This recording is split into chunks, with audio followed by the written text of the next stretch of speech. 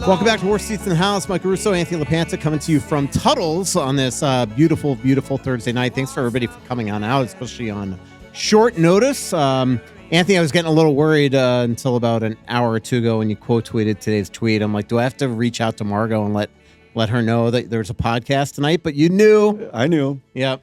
I even advertised it. I played golf at Windsong today. Let the guys in my group know that I had a podcast tonight. Nice. I don't think they're coming, but they were fascinated to know. Like, you have a podcast? Yeah. Well, thanks to everybody for coming on out. Thanks to all our sponsors as well, and for coming on out, especially to Tuttle's here. As I mentioned, real quick on a short notice, between games 2 and 3, and obviously the Wild, this is like a do-over of the 2014 series, Anthony, where the Wild come back from the first 2 games in Colorado. They're down 0-2 in the series. But if you remember that year, the Wild were able to rally in games 3 and 4. They were. This has a different feel. The way they lost those first 2 games in Denver that year, certainly the second game, they walked away feeling like they had been the better team. That was the game with the missed offside that allowed Colorado to score with the extra attacker, and then they won the game in overtime. So it felt like they had a game taken from them, but these two were different. The first game surprised me. I never would have guessed that the way the Wild had played in the first round series, that they'd surrender 9 goals in a game in a playoff game. So this is a different adjustment that has to be made. They're facing a different club here. This is the best team in the NHL over the course of the year for a reason. Colorado showed it. Now the Wild have to answer. Yeah. And the other thing that happened that series, so the Wild come back, they win 2 games. They won the McLeod Granlund overtime winner. Then they won the 1-goal game in game 4. But if you remember in game 5 as well, there was a missed offsides, and Mike Yeo, just a masterful coaching move after that game, wasn't bitching and moaning. He just absolutely made it clear we have to go back and win game 6 to get back to Denver. And they did just that. And then obviously had one of the most exciting games in history in game 7. It's still to this day, of all the playoff games I've covered with numerous different teams, that's still to rally back 4 times from 1 goal down. And it really typified the whole series, because down 2-0, they came back, tie at 2-2. Down 3-2, they got the win to tie at 3-3. And then in that game, overcoming the 4 deficits, even with a goaltender having to be pulled from the game in the third period.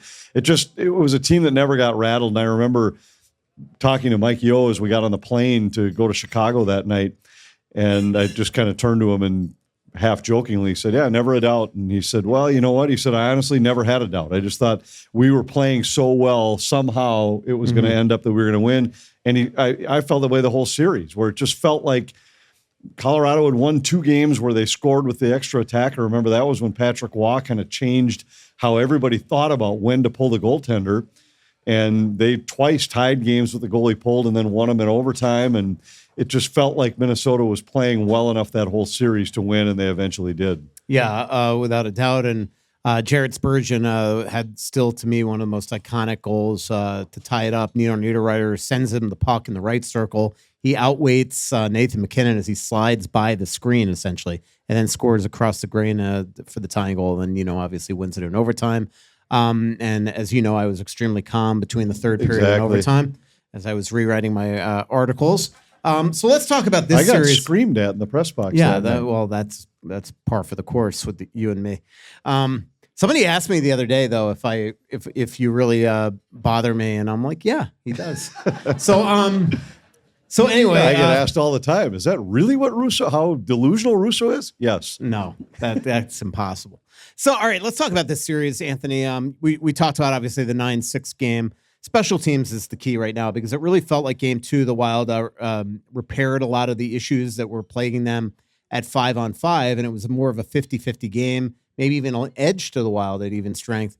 But special teams just continues to kill them. I mean, they are at historically bad levels right now.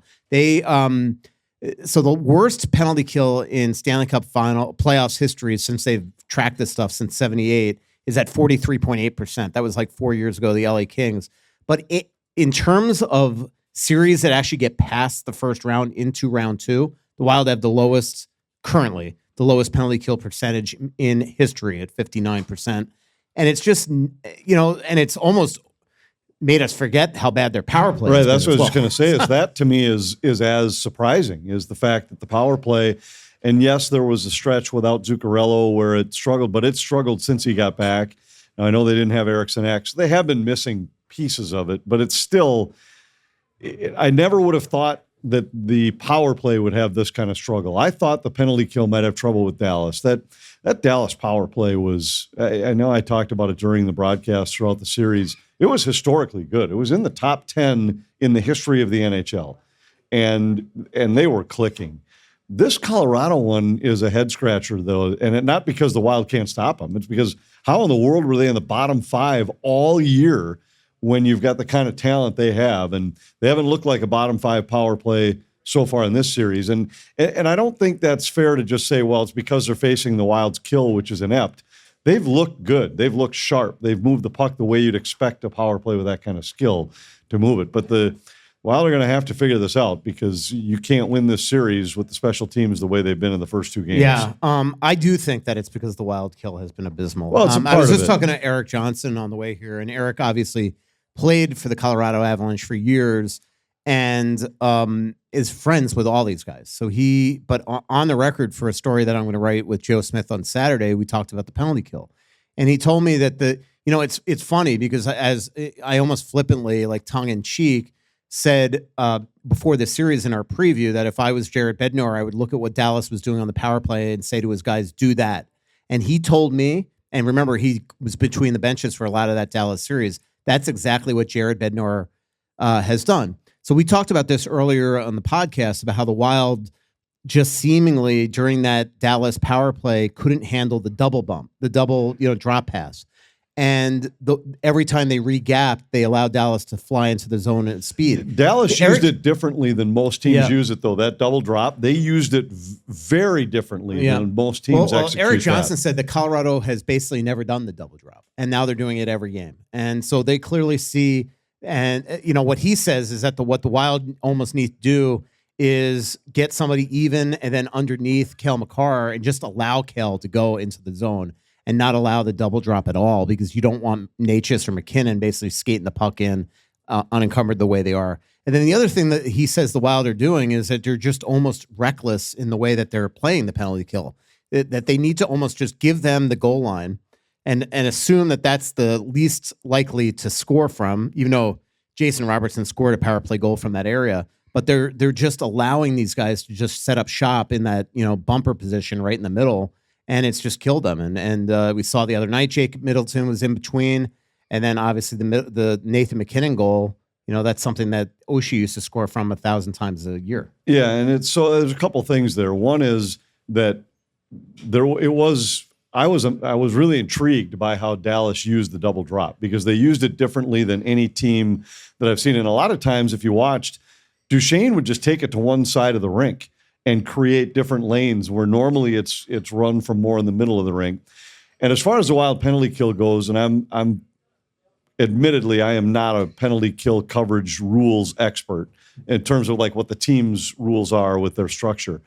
But we had so many conversations about it with John Hines, and especially when Wes would be involved, because they'd start talking about, well, when it goes here, and then if this guy does this, and if this guy's right-handed instead of left-handed, we're doing this and this. It's incredibly complex. But for the most part, it is designed where they relinquish the goal line. And if you remember last year, they struggled with teams scoring by driving down the goal line. And the number of times I asked this year, I said, but isn't that what you decided you were going to give away? So that is the design of their penalty kill, is to allow the goal line play and to take away other things instead. So it's probably, if that's what Eric Johnson is seeing or saying that he thinks they need to do, that's what they're supposed to be doing anyway. So wouldn't be an adjustment. It would just be an attention to detail kind of thing for the Wild. Which is what John Hines keeps saying. The other thing is, and Eric pointed this out, the penalty killing your goaltender, the old cliche, needs to be your best goalie. They've been atrocious, the two of them. Atrocious. Their save percentage through 8 games on the kill is 62.5%. Right. Conversely, the Colorado Avalanche are over 90. It's crazy. And the Wild their goaltending on the penalty kill all year was among the league's best. Yeah. And this isn't like, if you look at high danger save percent, it isn't because it's all high dangers. They just haven't gotten saves. And that makes the penalty kill look, especially in a small sample size, when you're talking about 8 games, 2 saves makes the difference of 10%. And that's not that makes it an elite penalty kill, but at least makes it so it's not the historically bad one that it is. 72% is better than 62%. That's right. I do know that. I mean, they need a save. They absolutely need a save, and both goaltenders have been guilty in this series. I know there's a lot of fans that were, that's why you couldn't start Gus when he allows the first shot to go in, and you can't allow that one to go in. But Wallstedt had 2 or 3 in his game where you need a save there too. So both of them were guilty of it. They need a save in game 3, and a few of them. I can't remember what you said on the last pod, if you would have gone back to Gus or gone back to Wally. What did you think? I said Gus, and I said, I think this is what you have to do, because if your guy gave up 8, if you're not going to go to the other goalie after he gives up 8, when are you? And you had to. They absolutely had to. And look, Gus needed to make that save, and there was one other in the game I thought he needed to make, but they didn't lose that game because of Philip Gustafsson. I mean, they couldn't generate enough offensively, and Gus played relatively well the rest of the way. And if you look, he was less underwater in terms of saves below expected than Wally was in game 1. That's for sure. And Wally was 3.25 goals underneath expected.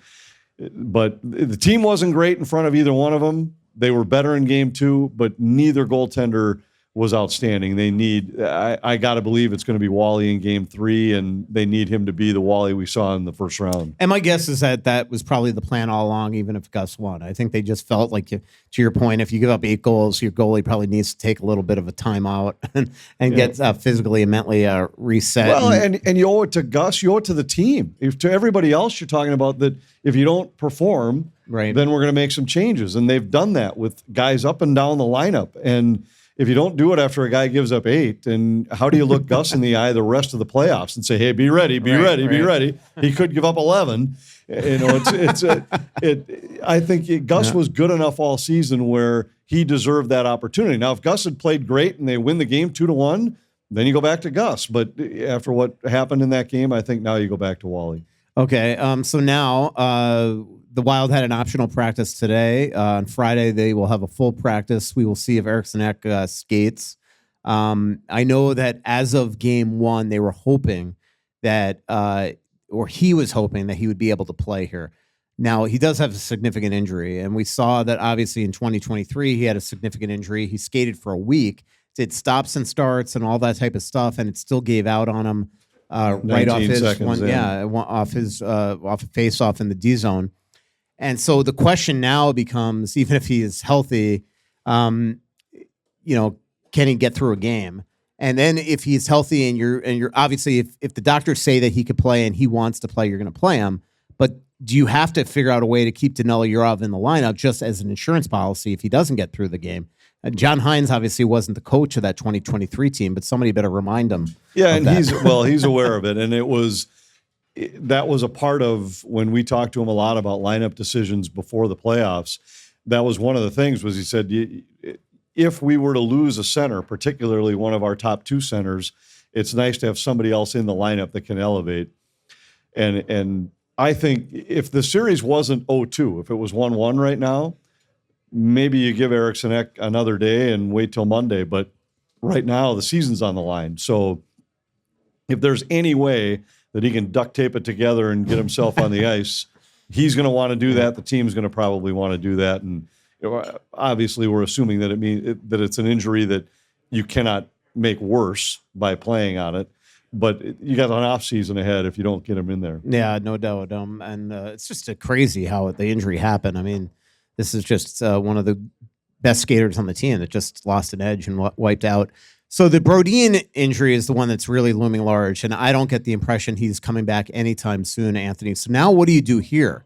Because I don't think you can go back to Jake Middleton and Jared Spurgeon. They've given up 12 non-empty net goals in the series. Jake's been on 9 of them, and Jared's been on 8 of them. So I think that you either got to elevate Damon Hunt, or you got to break up Faber and Hughes and play Spurgeon with Hughes and Faber with Middleton. what would you do? I was during the last game. As I was watching from home, I thought I got to believe at some point here we see Hunt with Spurgeon and try to at least give you another skating set of defensemen, and then at home you can pick your spots a little bit differently with your third set with Middleton, and whether it be Bogosian or Petrie or whoever the right side defenseman is in that group. I think you almost have to. This is a different challenge than what Dallas presented, and you could overcome the loss of Jonas Brodin in a Dallas series where it was more of a fight for every inch, get to the net kind of series. This is more of a skating series. Mm-hmm. I think the best way to replace him might be with the better skater in Damon Hunt. Yeah, I agree with you. I just at least see. And Hunt certainly didn't look overmatched when we saw him in that game, in the games in Colorado. I thought he didn't look like the moment was too big for him. So yeah. I think you give him a shot and see what happens. And the Wild have given up 14 goals in the series, and he hasn't been on any of them. So, getting sheltered minutes, but still, when Colorado's skating through you the way they are, and you're getting penalty kill time, and you haven't been on the ice for a goal against, tells you that you're playing pretty well. By the way, we have a microphone up here. If you want to ask questions, feel free to come up at any time starting now. We also have some stress relief pucks that when you're listening at home, you can squeeze it whenever Anthony's talking. Some toques, some hats, some sweatshirts as well. And as always, make sure you follow us on social media at Talk North. Apparently, we're on TikTok. Who knew that? And obviously X and I was Instagram. Not aware. Yeah, I'll I know. Have to check that You're out. not on TikTok? I'm not surprised. On TikTok. You will be. And then, you think so? Yeah. And then we have a YouTube channel, right? Talk North, apparently. So you can see our pretty faces. Question. Hi, this is Anthony LaPanta. I recently made my first visit ever to a stretch lab. I stopped at the location out in Maple Grove and had a great stretch practitioner named Tom who was terrific. I can't wait to get back. As you try to fight the aging process, which I'm right there with you, trying to battle it, flexibility is one of the big keys. I felt great after my first stretch, and I'm planning to go back weekly. There are 10 locations all across the Twin Cities. I highly recommend checking out Stretch Lab. You've heard me for years talk about my Kinetico water treatment system in my house. Well, many homeowners don't realize how much hard or poor quality water affects your daily life. Issues include cloudy water, bad taste, buildup on fixtures, dry skin, appliance wear, everything. Well, I have your solution, and it's Aquarius Home Services. They are your authorized independent Kinetico dealer. Kinetico systems provide worry-free water throughout your entire home. Systems right now start at $9.95 per month for the first 3 months. It's $9.95 per month for the first 3 months. Their technicians will come to your home and provide a free in-home water quality testing analysis. Aquarius handles everything from your testing to your installation. One call and your problem is solved. You can enjoy spotless dishes, softer clothes, smoother, softer skin and hair, worry-free drinking water right from your faucet. That means no more plastic water bottles, no more water cans, everything. You'll be surprised also how little salt it uses. Visit right now or book your services at AquariusHomeservices.com. That's AquariusHomeservices.com, earning the right to be recommended. That's Aquarius Home Services. And don't forget to tell them that Russo sent you. Life comes with a lot of things to remember, and Great Clips doesn't think your haircut should be one of them. That's why they use clip notes to save your haircut details, so no matter which stylist you see or Great Clips salon you visit, it's easy to feel like the best version of you. So do yourself a favor. Say goodbye to guesswork and hello to a great haircut every time. Download the app today. Great Clips. It's going to be great. Make it good, because last time you were on here, we had a cut. I got cut to the cutting room floor. Yeah. And we don't do that often. I know. But you were very controversial with your question. Yeah. So with the Wild really needing a good center and the assets, do they have the assets to get a good center in the offseason? And then follow up to that with the unrestricted free agents. So you're ending the series already. You want to talk about the offseason. Let's talk about the summer. Yeah.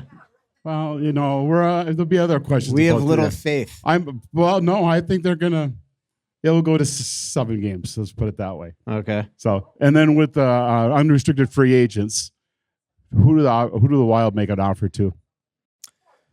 I mean, I guess, yeah. I mean, my mind's not really on this right now because I'm so positive and optimistic in normal circumstances. Right. In terms of, if you want to get a top center, Jesper's going to probably have to be in the deal. So the question is, does this change the way they look at things or not? The way that he's played so far in this postseason. But if you're getting Austin Matthews or Brady Tkachuk or Dylan Larkin or Hughes or Heischer, it's not going to be for a bunch of little prospects. It's going to have one to be, of the goalies is in the deal. Well, but I don't think Philip Gustafson's getting that. And you also, I mean, at this point, maybe he would waive his no move, but he does have a full no move. In terms of UFAs, I mean, we have to see who they make trades for, right? I mean, there's not a lot of good unrestricted free agents out there. I mean, Alex Tuck is probably the best one. And he's going to get paid, whether it's from Buffalo or somebody else. But there's really not a lot. So if they're going to get a center, it's probably going to have to be on the trade market. So, question. I actually had the same question that he had, but he stole it. So I got. Everybody's burying the Wild. Well, I was gonna ask if this is finally the offseason that they get a number one center, and why is his name Austin Matthews? But that's okay. We'll move on to the next question. Yeah. I do think Austin's gonna get himself out of there. Well, I mean, I guess winning the draft lottery might help too. Yeah. So question is, I know the Brodin injury is pretty much bad luck. He blocked a shot. Is it something maybe that he's been injured so often now? Like, is it something that they may look to move him in the offseason just because he's injured? And, obviously availability is important, especially at this time of the year. Yeah. It's such a tough question because there is a double-edged sword here because you're 1,000,000% right here where, you can't rely on him, it feels like. Every year this happens. But the other thing is then when you see him out of the lineup, you see how hard he is to replace. So that's the toughest thing. So unless he's going to get you something, I don't think you just kick him out of here. It's got to be what is coming back in that trade. Would you agree? Yeah, I agree. And I also think it's... Wow, this is a lineup of questions. Yeah, this is crazy. It's hard to...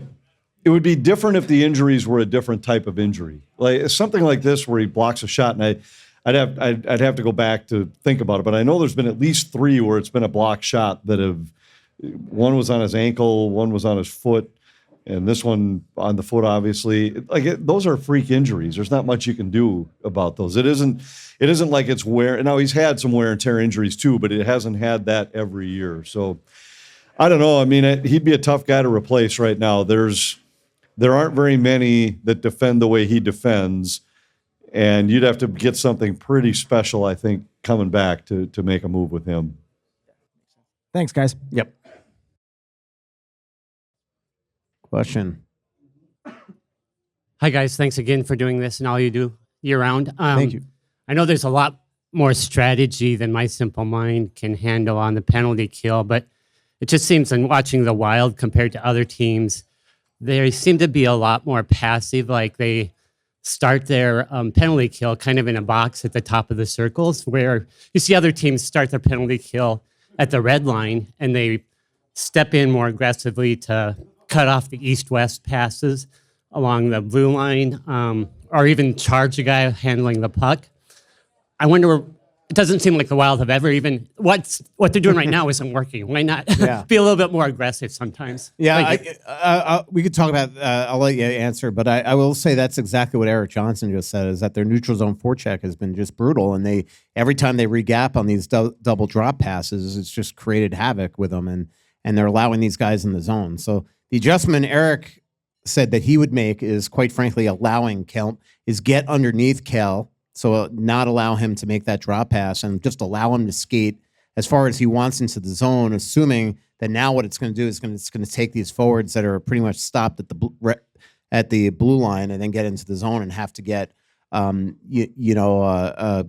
up and set up. And he says the hardest part of any power play is getting set up. So if you just let Kale go into the zone and allow and make sure his forwards are basically all standing still at the blue line, it's going to allow you to be more aggressive with Cal. Yeah. Now, the only thing I would add is that, well, number one, the Wild were one of the best in the league at disrupting zone entries on the kill over the course of the season. Matt Boldy is elite in that area. Marcus Foligno is very good in that area. And after McCarron came, there were a number of times, you remember early in the year it was Trennian and Foligno who would stand up at the blue line and make those entries tough. But they were among, I don't know where it ended, but I know late in the season, they were in the top 5 or 6 in terms of denying zone entries on the kill. When you look at their kill over the course of the season, well, I think they ended up number 12 in the regular season. And that was with being 28th for the first month and a half. So this kill has been a problem in this playoff, in these 8 playoff games. But it wasn't an issue down the stretch for Minnesota. So I don't think it's a systematic thing. But the point about being aggressive, the key with aggressiveness is decisiveness. And when one guy goes, everybody's got to know that's when he's going. That means I do this, he does this, he does this. You have one less guy than them. So everybody has to be on the same page. And when they struggle, it's kind of like goalies when they struggle. They tend to get less aggressive because you have less confidence. So goalies will drift back in their net. Penalty kills get more passive because they don't want to, well, I think I could get that, but I better be safe because we've given up a lot of power play goals. So there has been a lack of confidence and aggressiveness on the kill in the playoffs, but it isn't a systematic issue. It's a attention to detail issue for what the Wild have been doing. Question. Yeah, so my question's about officiating. This is my first full season and first playoff season as a hockey fan, and it seems like a little bit towards the end of the Dallas series, and especially in the first couple of games in this series, the Wild have been on the frustrating end of some officiating situations. You're a fast learner.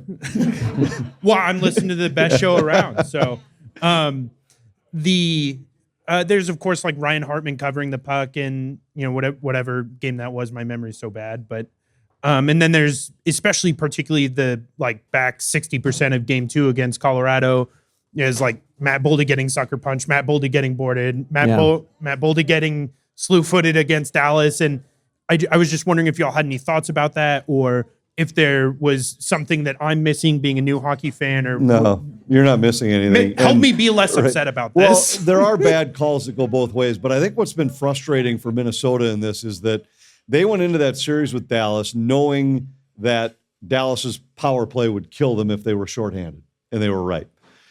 So they went in with a mantra to stay away from all retaliatory penalties, make sure that you're disciplined where it isn't, we don't let those kind of things get to us. And they did that really well and didn't get rewarded for it. And that was what had them frustrated in that series. So there is a skill to this, and Jamie Benn, love him or hate him or whatever, he's good at it. He's good at it's not legal, but he's good at it. Giving Boldy a whack behind the play that he knows isn't going to get called. Minnesota's agitators are not as talented that way, and they've earned a reputation with it. Ryan Hartman he's earned the reputation of being a guy to watch for. So there's a little bit of that, but the bigger thing is that I think the Wild were frustrated too throughout that first round series that they had preached to their guys, don't get caught up in all that stuff, and will get power plays because of it, and they didn't get them. Dallas took the first shot. Minnesota didn't retaliate. Nobody got called. When Minnesota did retaliate, they took both. And that to me is the one thing that changes in the playoffs. I know that it's a myth that they call fewer penalties. They actually call more. There's more power plays in the playoffs than there are in the regular season. Have been 12 of the last 14 years. But what they don't do is give teams 5-on-3s, and they're really more likely to take both instead of the guy that delivered the first punch. And that drives fans crazy, drives me crazy. I wish that it's a penalty. It was a penalty all season. It should be a penalty now. And the fact that they watch a guy get punched, and then when the other guy punches him back, they say, okay, now we're taking both of you. Well, if you would have if you thought the first one was a penalty, you should have called it before he got punched back. And if you had put your arm up, he wouldn't have got punched back. So that to me doesn't make any sense. And I've never understood officials who say, well, I mean, it's the playoffs. We're not going to decide the game. You're deciding the game by not making a call. Well said. Question. You might be our youngest person that's ever asked a question. How do the Wild bring more physicality and not get penalties? Great question.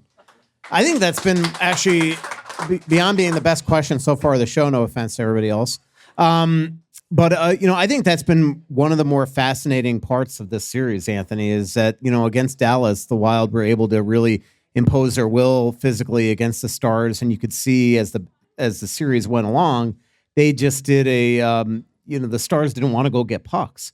And here, the Wild haven't been able to establish that game. And Jim Nill said today, the Dallas Stars GM, that what disappointed him the most about the first round series is that the Wild were able to get to their game early and just kept it going, where I think that's going on with Colorado now, not to mention, as the young questioner just asked, it just seems like they have been the more physical team, especially against the Wild skill guys. So Boldy's getting hammered, Hughes is getting hammered, Kaprizov's getting hammered, and they have been the ones that are imposing their will. I think that's what has to happen in this series. If it's going to change, the Wild have to get more physical. And I don't know, maybe it's in the back of their mind that being careful because they know the penalty kill's struggling. I don't know. I haven't heard guys comment that would lead me to believe that, but maybe that's happening.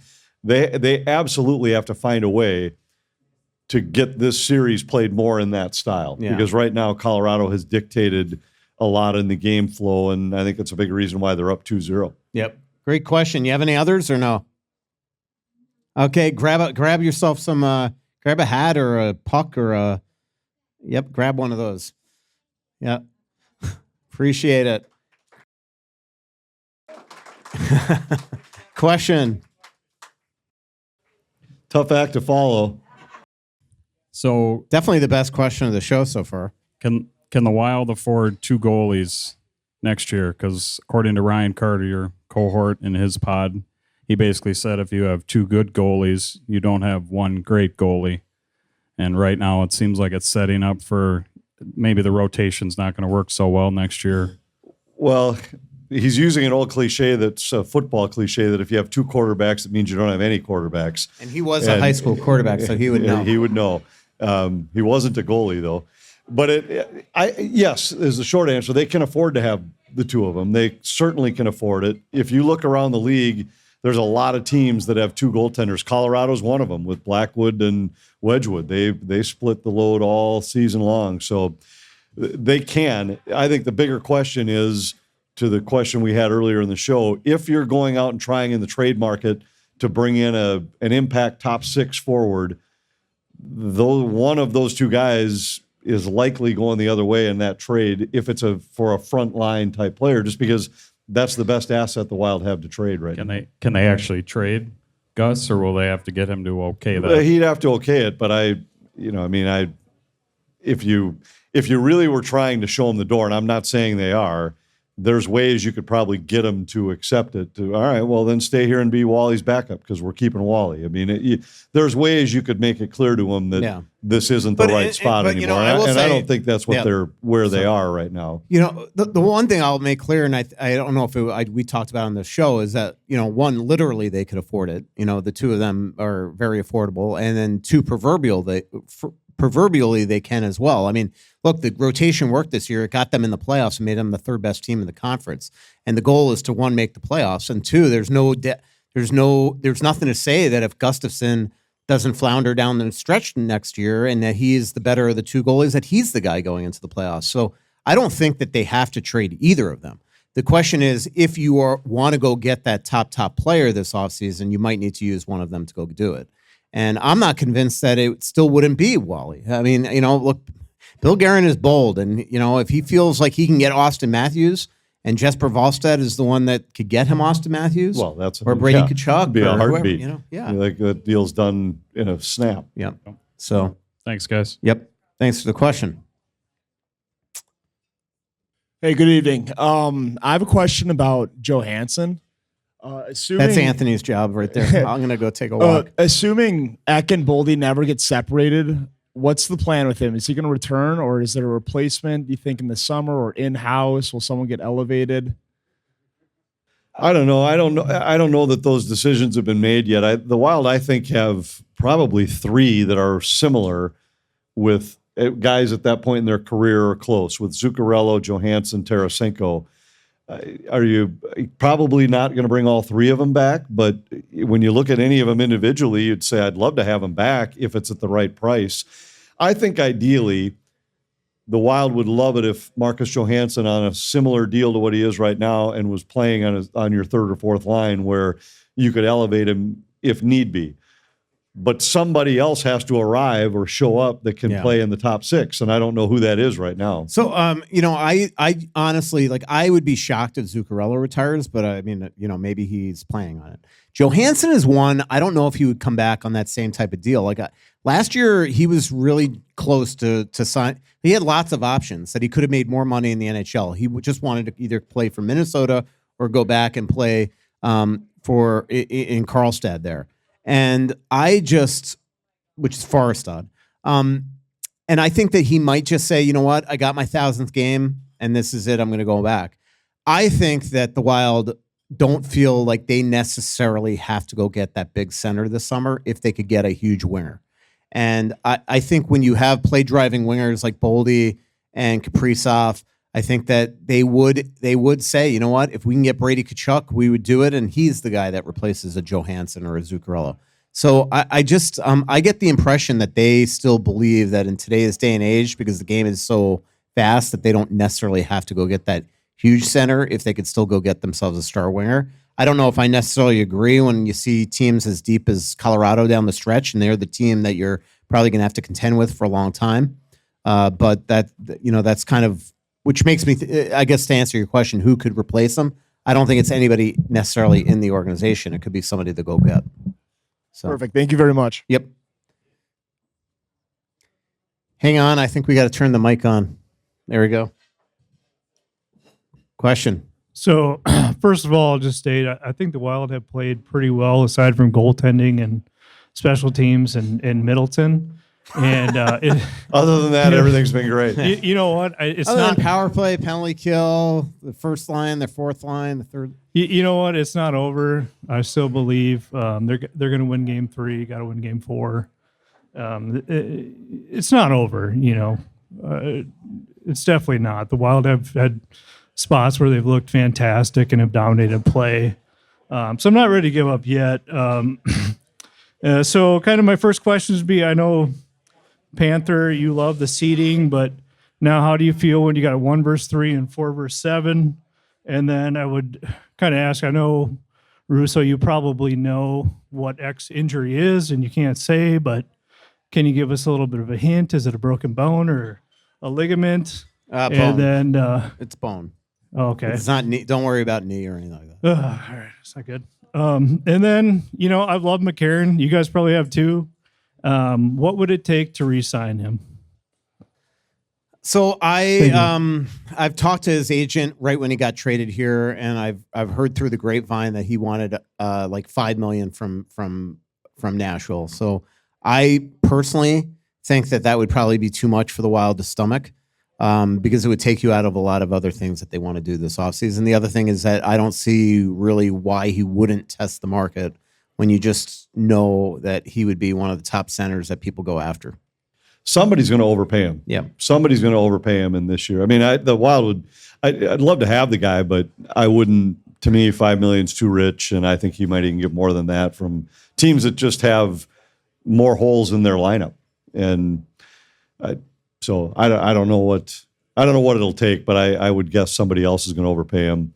And as far as the playoffs go, I love the first round. The rivalries that were renewed there. I mean, that to me is why this playoff system is so fun. You get that Buffalo-Boston series, the Philly-Pittsburgh series, the Tampa-Montreal, the Minnesota-Dallas. Those were 4 great series, and that's what this system provides is those kind of rivalries in the first round. And, where Minnesota is right now, I mean, yeah, in the West, your numbers are accurate. But if you look overall, if you had a 16-team bracket in the second round, one would be playing 8. This is 1 against 7. I mean, it's not that far off. And, the teams in the East would probably have a bigger complaint than Minnesota would right now. I mean, Tampa had more points than the Wild during the season, and they're going home. And it wasn't because the playoff system was flawed. It was because they lost to Montreal. And then just one follow-up. How do you feel about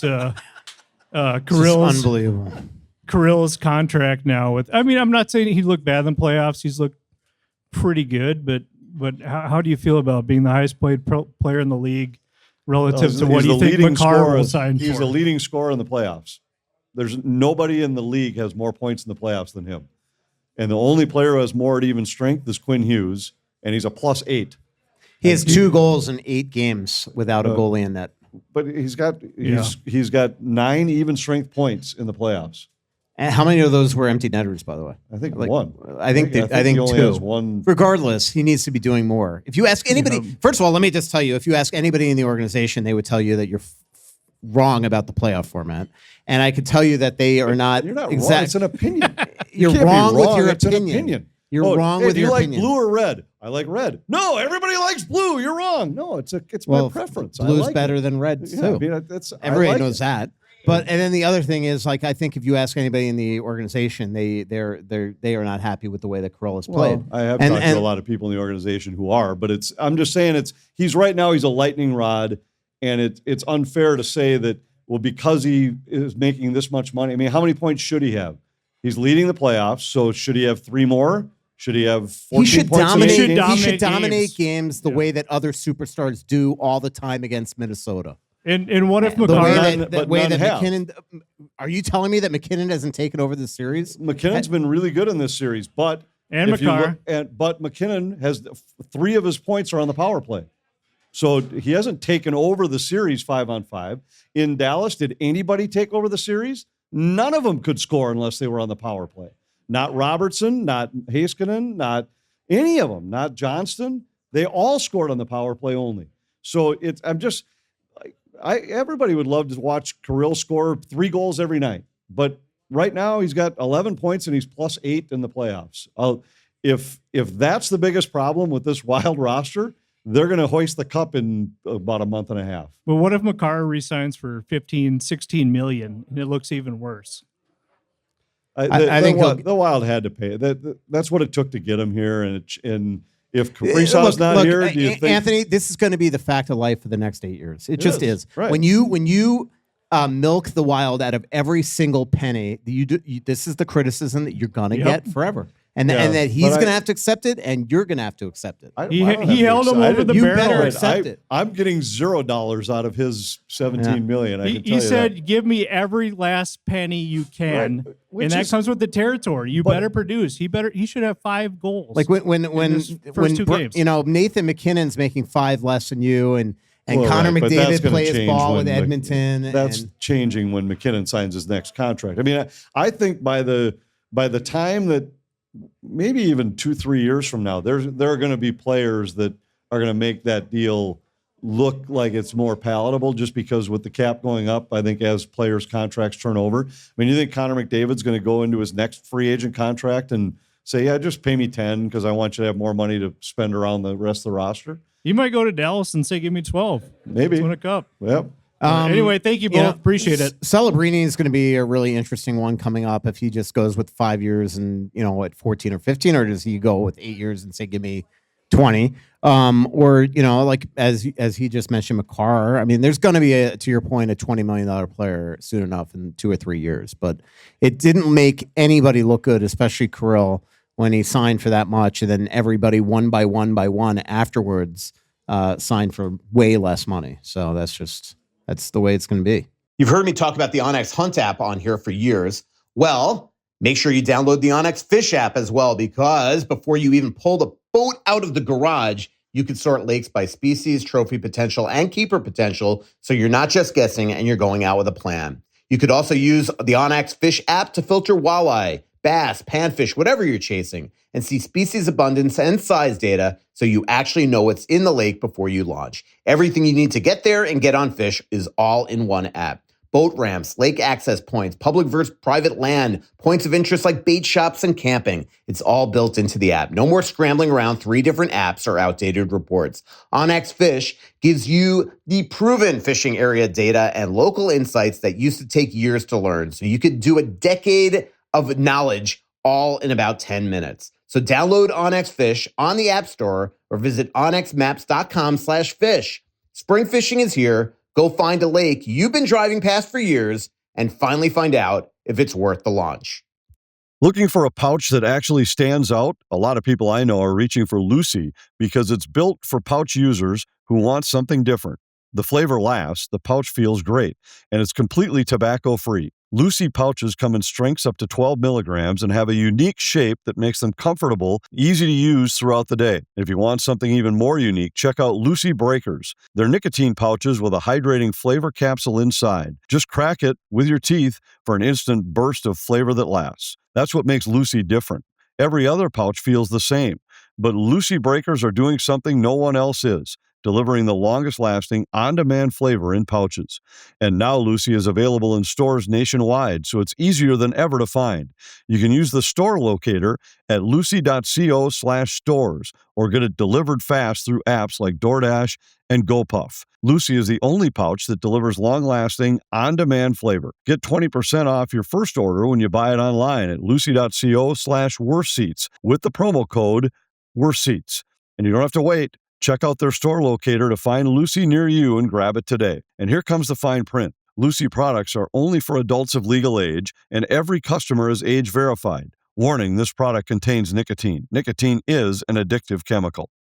It pains me to say this, but I'm just curious about between the durability of the second line pair of D, do you see there's going to be any shakeup there in the future?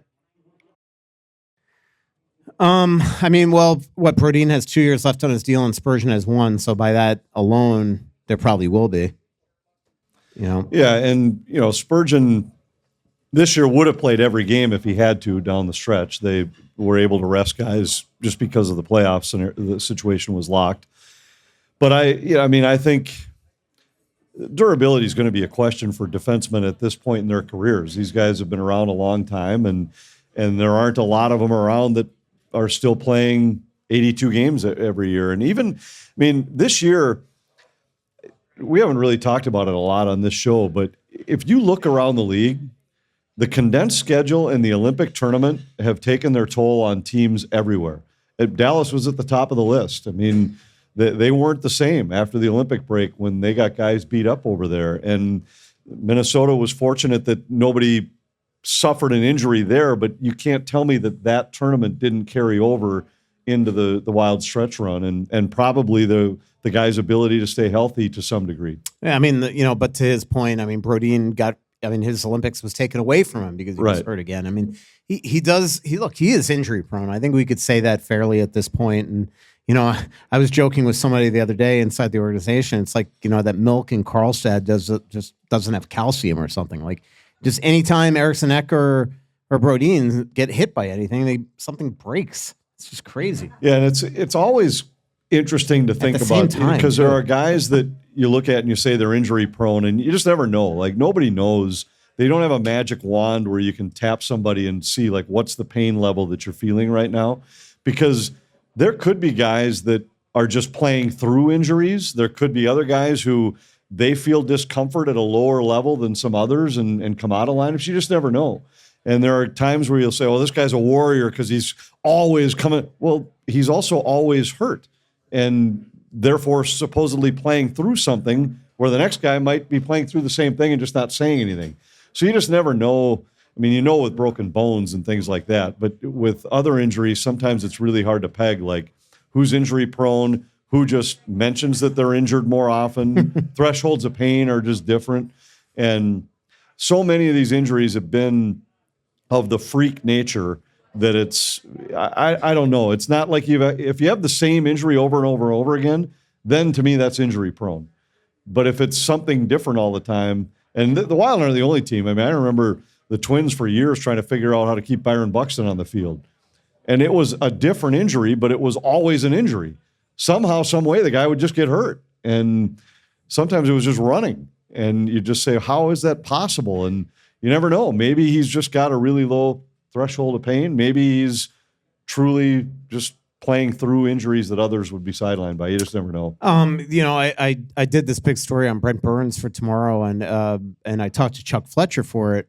And we, gave me a history lesson of, why they traded him back in 2011, all that stuff. But what he actually reminded me of that I forgot about, which is amazing when you consider that he's played 1,569 games and 1,007 in a row, is the fact that the year before Chuck Fletcher got here, he missed 35 games with a shoulder and a head.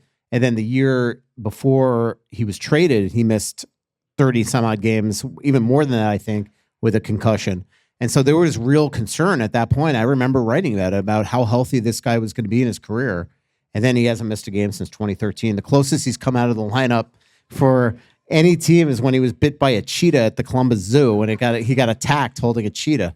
So it's like all of a sudden he's just nailed in the ribs.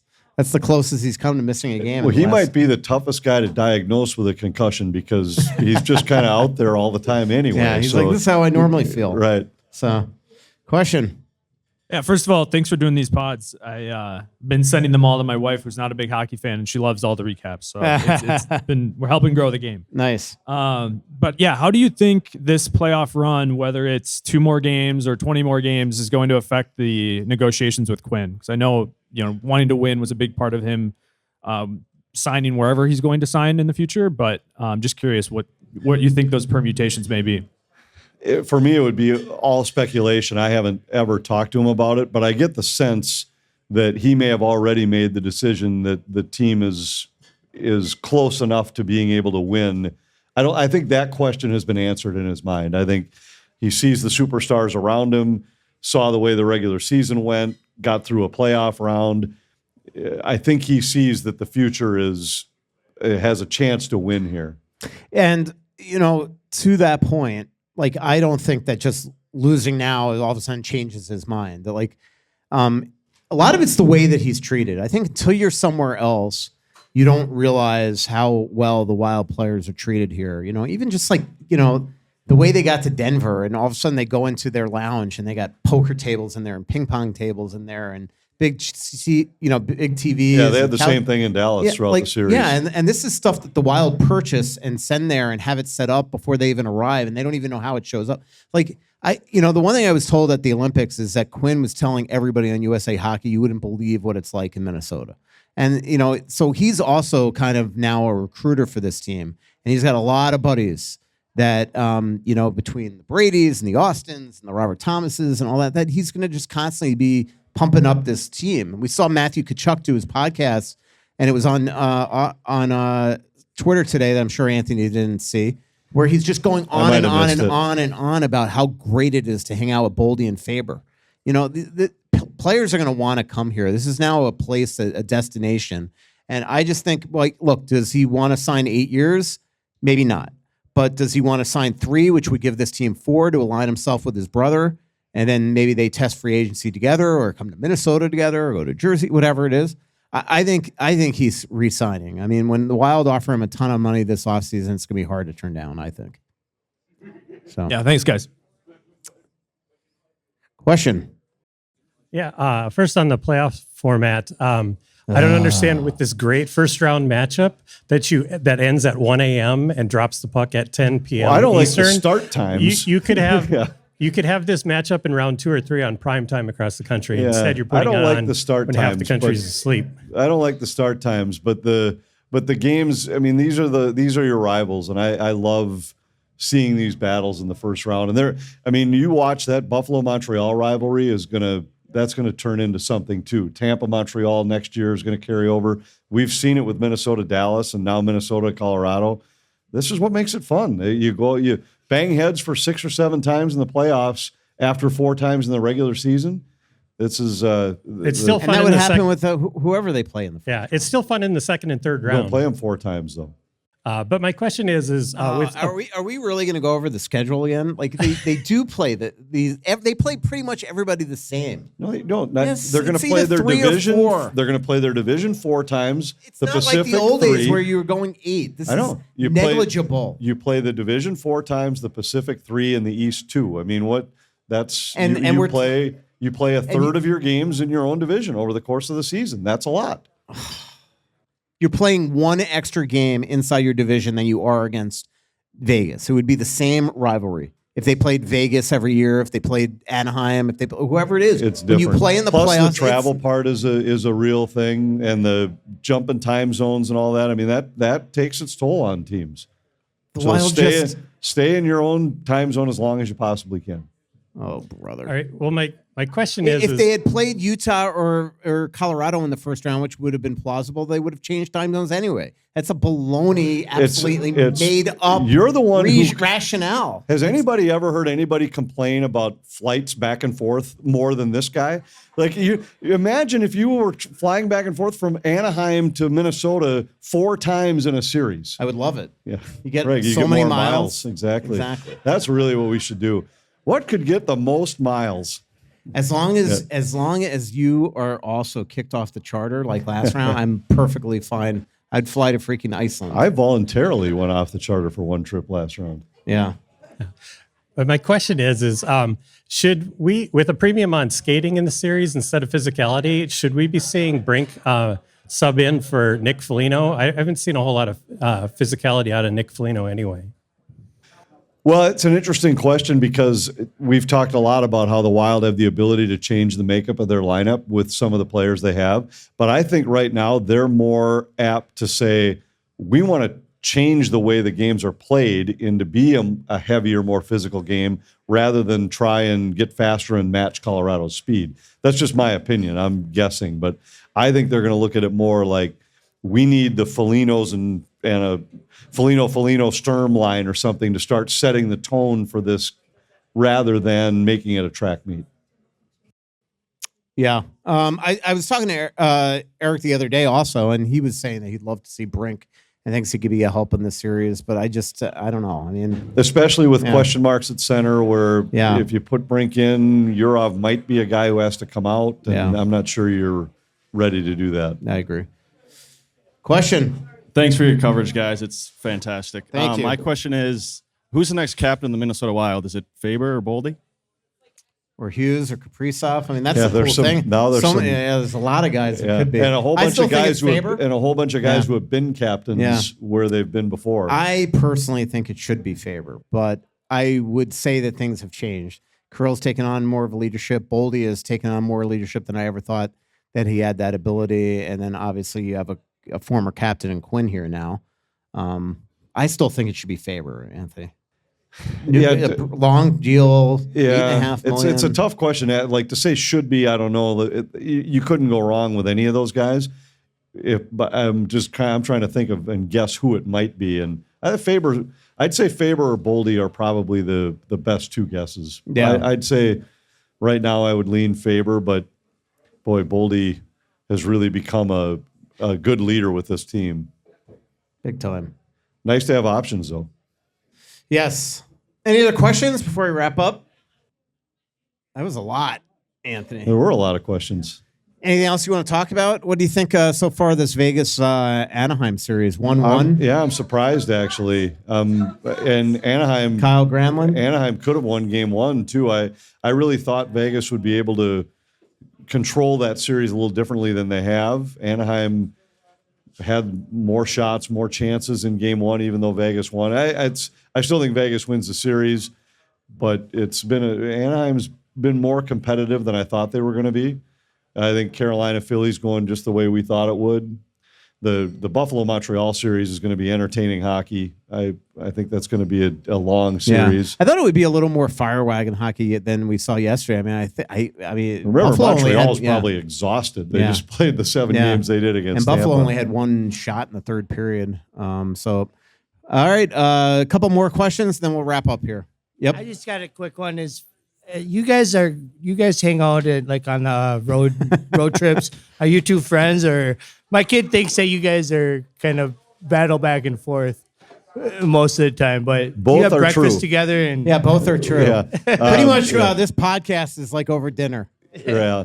Yeah. We do spend quite a bit of time together on the road and have for 15 years now, but we do go at each other. Yeah. That's what makes it fun. Right. So, Sometimes but we are friends. You know, Absolutely. it's like when I'm on the fan and I rip into Fallness. I do it out of respect. So, even though I hope again it's I'm different always than that. Yeah. I hope it's way different than that. but you know what I mean. Like it's all a shtick for the most part. But you do get under my skin. It's not hard. Just show up and smile. And why are you so happy? That's true. I do get pissed when people are happy. All right, last question. All right, I have a quick one too. What did you think of Windsong North?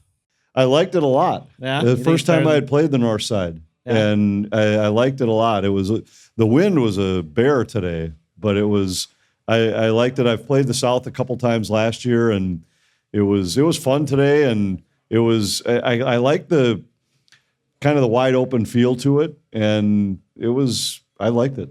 You played it? Not yet. No, I played South. I haven't played North. Right. How'd you know I played the north side? Twitter. Oh. Yeah, I didn't know I said which side I played. Mary, if you want to ask a question, you got to go to the mic. The people at home can't hear you from that table. I'm just saying. Well, LaPanta, enjoy your play-by-play calls. And so what's going to happen now with FanDuel is done or whatever? Yeah.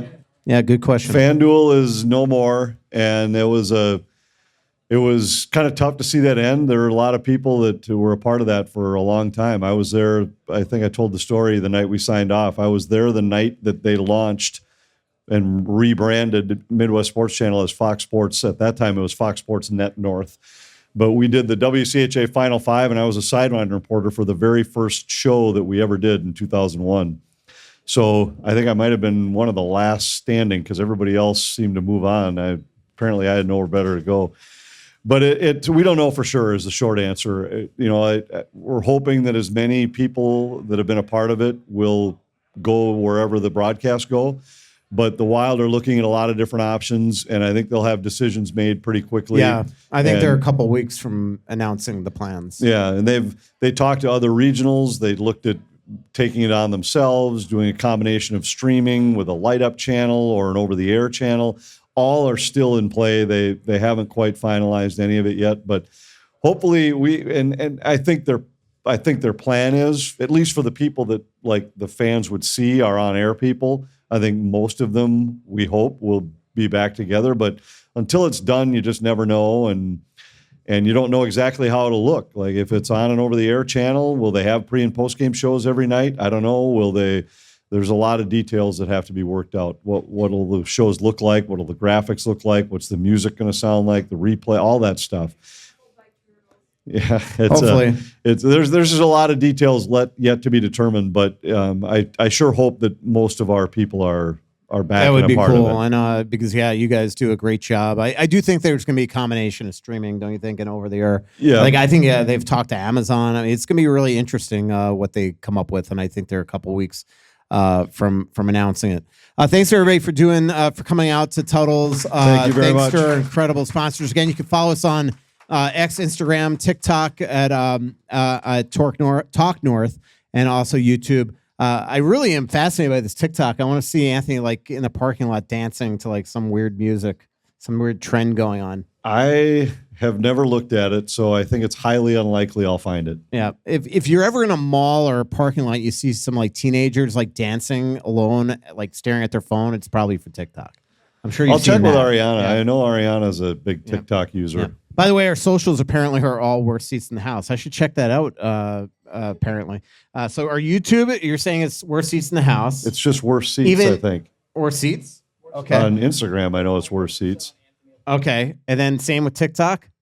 Okay, look at that. Boy, Hannah's busy. If back only there. we had people here who knew what those addresses were. Exactly. Thanks to our incredible sponsors and also for our new sponsors. Thanks for joining us at the Aquarius Home Services studio at Tuttle's. Aquarius Home Services, your local authorized dealer for Connecticut water treatment systems, Onyx maps, Great Clips, Stretch Labs, and Lucy nicotine pouches. And just a reminder, we will be doing a podcast after Game 3 as well on Sunday. Thanks, everybody. So much coming out, there's nothing going in. I know that you feel like you're never gonna win. Oh, but the world won't forgive